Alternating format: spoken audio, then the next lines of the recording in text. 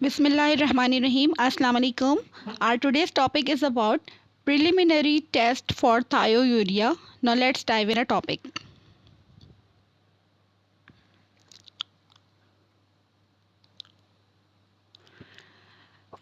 First of all, we have to make 4 columns. Number 1, experiment. Number 2, observation. Number 3, inference. And number 4, equation of the reaction. Now our object is to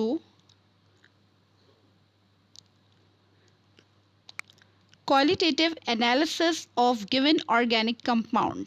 देखिए students, आप सबसे पहले तो 4 columns जो हैं वो draw कर लीजिए। Number 1 experiment, observation, inference and chemical equation.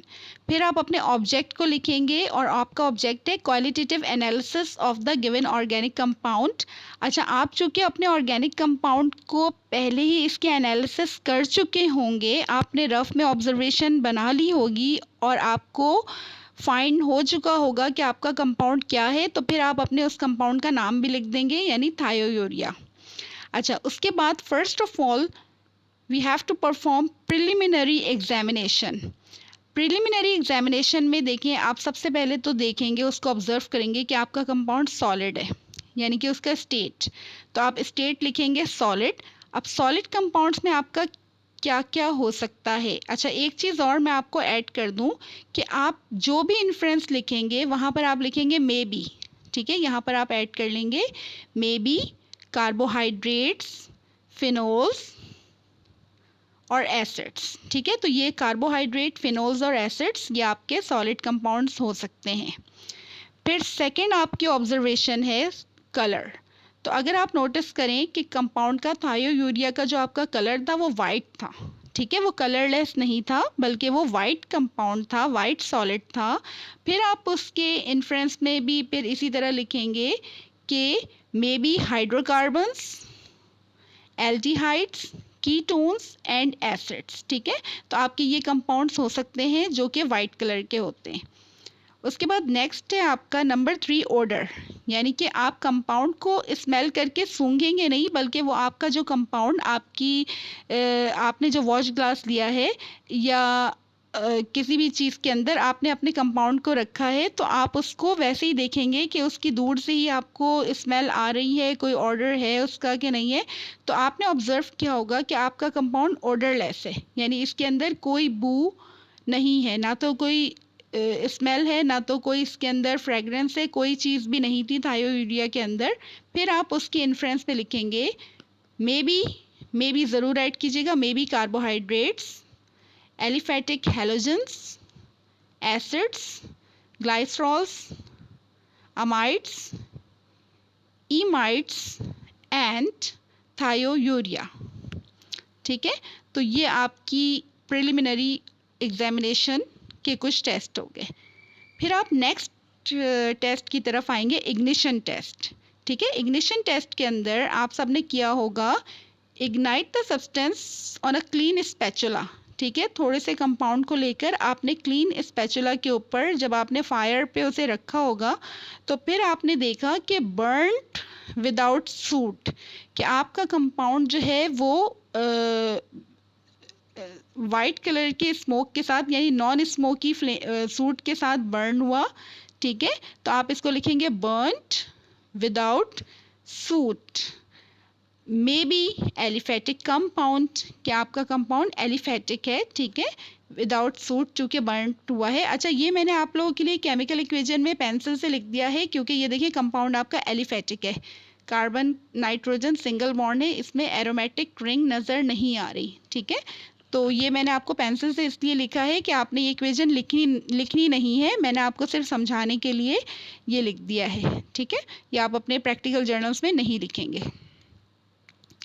उसके बाद नेक्स्ट आप सॉल्युबिलिटी टेस्ट करेंगे। एक टेस्ट ट्यूब के अंदर कंपाउंड को लेंगे और उसके अंदर वाटर ऐड करेंगे, डिस्टिल वाटर, और फिर जब आप उसको सॉल्युबल करना चाहेंगे, ठीक है, तो वो आपने ऑब्जर्व किया होगा कि कंपाउंड जो है it is soluble in cold water, कि कोल्ड वाटर में ही आपका कंपाउंड जो है वो डिज़ोल्व हो जाएगा।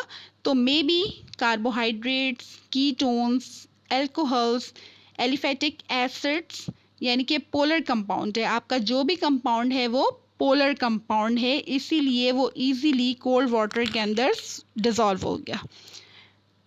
अच्छा, नेक्स्ट है आपका लिटमस टेस्ट। अच्छा देखिए, लिटमस टेस्ट जो है ये अगर कुछ स्टूडेंट्स ये करते हैं कि लिटमस पेपर के ऊपर 1-2 ड्रॉप जो है वो कंपाउंड के, जो डिज़ोल्व इनका कंपाउंड होता है, जो सॉल्युबल कंपाउंड होता है, जिसका इन्होंने सोल्यूशन बनाया हुआ होता है, वो लिटमस टेस्ट पेपर के ऊपर ग्लास रॉड से रेड लिटमस और ब्लू लिटमस के ऊपर जो है वो कंपाउंड को वो टेस्ट करते हैं। ठीक है, ड्रॉप्स उसके लिटमस पेपर के ऊपर डालकर चेक करते हैं। तो कुछ स्टूडेंट्स का मैंने देखा था कि no change in both litmus paper. ठीक है, तो आपका इस तरह से आए तो maybe alcohol, aldehyde, ketones, amides and sugar. लेकिन कुछ स्टूडेंट्स ने बहुत पेशेंस से काम किया था और कंपाउंड को जब लिटमस पेपर पे चेक किया था तो फिर मैंने उनका देखा था कि रेड लिटमस जो है वो चेंज हो गया था ब्लू के अंदर। ठीक है, रेड लिटमस ब्लू के अंदर चेंज हो गया था, यानी ब्लू लिटमस पेपर तो ब्लू ही रहा, ठीक है, लेकिन रेड लिटमस पेपर जो है वो ब्लू के अंदर चेंज हो गया। तो आप इसमें लिख देंगे कि मे बी बेसिक कंपाउंड, ठीक है, और अमाइंस। ठीक है, मे बी बेसिक कंपाउंड, जभी तो आपका रेड लिटमस जो है वो ब्लू में चेंज हो गया था। एक्चुअली कंपाउंड आपका थायोयूरिया जो है वो रिड्यूसिंग एजेंट है। ठीक है, तो it is a reducing agent and can reduce the litmus dye. जो लिटमस पेपर के ऊपर जो लिटमस डाई लगी होती है वो उसको रिड्यूस कर देता है और इसकी वजह से रेड लिटमस जो है ये ब्लू में चेंज हो जाता है। ये मैंने एक्सप्लेनेशन आपको पेंसिल से लिखवाई है, या आपको अपने प्रैक्टिकल जर्नल में लिखने की ज़रूरत नहीं है। सही है, ये आपका क्विज के लिए इंपॉर्टेंट हो सकती है ये चीज़ें और आपकी नॉलेज के लिए, क्योंकि thiourea is a reducing compound. तो वो जो लिटमस पेपर के ऊपर, ब्लू लिटमस के ऊपर जो लिटमस डाई होती है रेड, उसको तो वो चेंज नहीं करता, लेकिन जो रेड लिटमस के ऊपर जो डाई होती है उसको चेंज कर देता है वो ब्लू के अंदर। ठीक है, अच्छा फिर आपका नेक्स्ट टेस्ट है बायस टेस्ट। बाय टेस्ट के अंदर आप सोल्यूशन ऑफ सब्सटेंस लेंगे, यानी कि अपने कंपाउंड का सोल्यूशन लेंगे वाटर के अंदर और फिर उसके अंदर few drops of dilute alkaline KMnO4 को ऐड करेंगे। तो आपने नोटिस किया था कि डीकलराइजेशन हो गई थी। ठीक है, तो फिर आप इन्फ्रेंस में लिखेंगे कि may be oxidisable compound. Oxidisable compound जो है वो रिड्यूसिंग एजेंट होते हैं। ठीक है, वो रिड्यूसिंग एजेंट होते हैं और वो क्या करते हैं कि KMnO4 जो है वो एक ऑक्सीडाइजिंग एजेंट है। ठीक है, तो ये कंपाउंड चूंकि रिड्यूसिंग एजेंट होते हैं तो ये KMnO4 को रिड्यूस कर देते हैं। तो इसकी इक्वेशन देखिए मैंने लिखी है, ये थायोयूरिया का स्ट्रक्चर है, आप इसको अच्छी तरह से समझ लीजिए। थायोयूरिया का स्ट्रक्चर आपने कैसे लिखना है, देखिए कार्बन, डबल बॉन्ड सल्फर, मैंने डायरेक्टली सल्फर के साथ डबल बॉन्ड बनाया हुआ है। सही है, फिर कार्बन चूँकि 4 बॉन्ड बनाता है तो एक बॉन्ड इसका नाइट्रोजन के साथ है and the another fourth one is second nitrogen, और नाइट्रोजन 3 बॉन्ड्स बनाते हैं, तो नाइट्रोजन का एक बॉन्ड कार्बन के साथ है और 2 हाइड्रोजन के साथ। ठीक है, तो ये आपने थायोयूरिया का एग्जैक्ट स्ट्रक्चर इस तरह से लिखना है। फिर नेक्स्ट है KMnO4। KMnO4 भी आप इस तरह से लिखेंगे। फिर इक्वेशन आप आधा आधा करके बनाने के बजाय आप इस तरह से लिखकर बना देंगे कि K2SO4 बन जाएगा। ठीक है, ये एक बैलेंस इक्वेशन है। MnO2 2MnO2 N2 gas release हो जाएगी, कार्बन डाइऑक्साइड गैस रिलीज हो जाएगी और वाटर फॉर्म हो जाएगा। ठीक है, तो KMnO4 ऑक्सीडाइजिंग एजेंट है और थायोयूरिया एक रिड्यूसिंग एजेंट है, यानी थायोयूरिया एक ऑक्सीडाइजेबल कंपाउंड है। जो कंपाउंड रिड्यूसिंग एजेंट होते हैं वो ऑक्सीडाइजेबल होते हैं, यानी खुद ये KMnO4 इनको ऑक्सीडाइज कर देता है।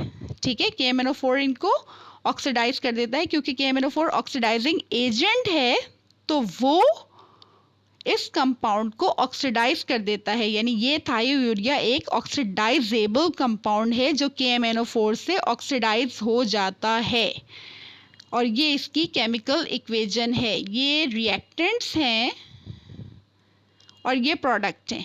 अब इसमें अगर आप नोटिस करें तो यहाँ पर KMnO4 की जो ऑक्सीडेशन स्टेट है वो है +7। ठीक है, देखिए 4 ऑक्सीजन है, एक ऑक्सीजन की -2 होती है, तो -8 हो गई, ठीक है। तो ये +7 और ये +1, तो ये प्लस पूरा होल कंपाउंड जो है वो ऑक्सीडेशन स्टेट पूरे होल कंपाउंड की बैलेंस हो गई, ठीक है। -8 +7 और +1, ठीक है। अच्छा, अब फिर ये जो इसने फॉर्म किया K2SO4